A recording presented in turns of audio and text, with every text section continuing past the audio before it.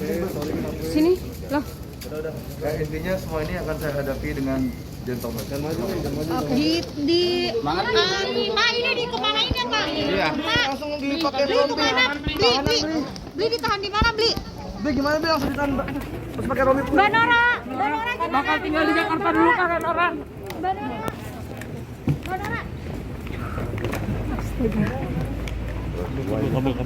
Reporter pun hilang. Pak Sugeng mana Pak Sugeng? Mbak Nora, ini gimana suaminya pakai tahanan? Lagi. Ini kabel nih. Oke, enggak apa-apa deh. Nanti kita ikut mobil lagi satu. Ada tim. Kabel. Mana lagi satu? Beli murah. Turun dikit lagi Pak Bima. Lama nggak bertemu kan? Iya Pak. Tuh. Oke, Ya. rekan-rekan media yang saya hormati dan sahabat-sahabat saya juga. Pada hari ini Kejaksaan Negeri Jakarta Pusat telah menerima penyerahan tersangka, berkas perkara dan barang bukti yang dikenal sebagai tahap 2 terhadap tersangka atas nama IGD Aryastina alias Jering SID.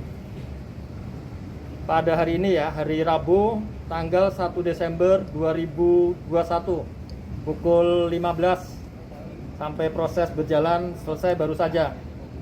Sahabat-sahabat wartawan telah mengikuti. Telah dilaksanakan penyerahan tersangka, berkas perkara dan barang bukti dalam perkara tindak pidana informasi dan transaksi elektronik, yaitu mengirimkan informasi elektronik yang berisi ancaman kekerasan atau menakut-nakuti yang ditujukan secara pribadi. Dengan tersangka yang sudah kita sebutkan tadi, IGA alias Jering dari penyidik Polda Metro Jaya kepada Kejaksaan Negeri Jakarta Pusat, Jaksa Penuntut Umum, Jaksa Penelitinya, yang selanjutnya akan dilimpahkan ke pengadilan secepatnya.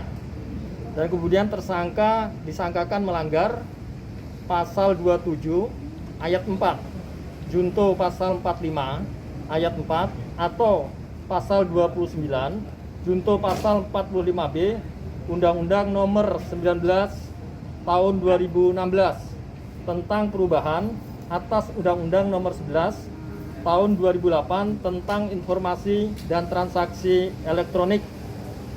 Jadi tersangka tadi didampingi oleh penasihat hukumnya.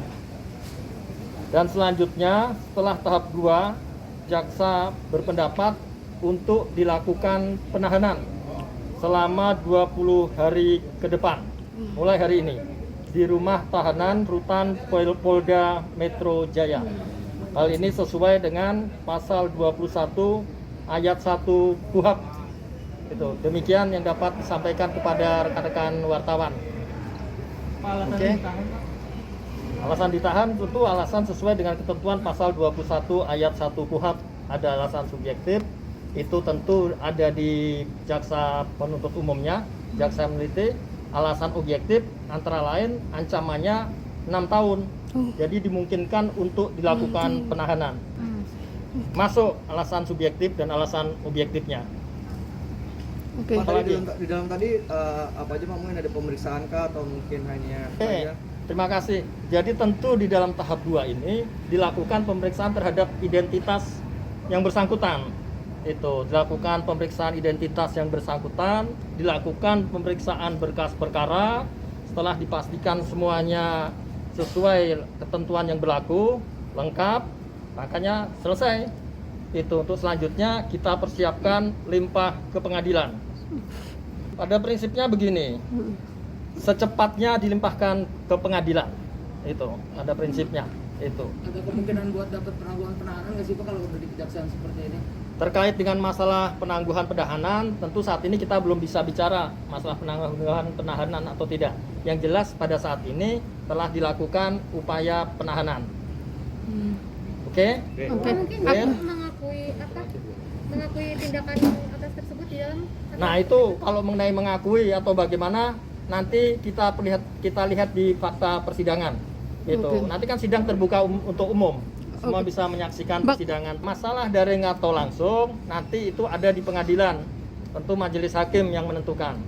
Kita tidak bisa berbicara masalah mungkin atau tidak mungkin, karena semua itu harus lihat nanti pada saatnya itu kondisinya bagaimana di lapangan.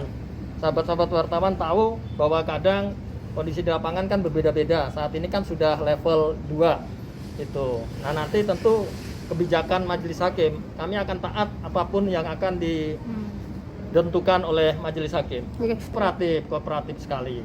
Kooperatif. Saya dapat informasi dari jaksa yang melakukan pemeriksaan tahap 2 yang dikenal sebagai tahap 2 sangat kooperatif.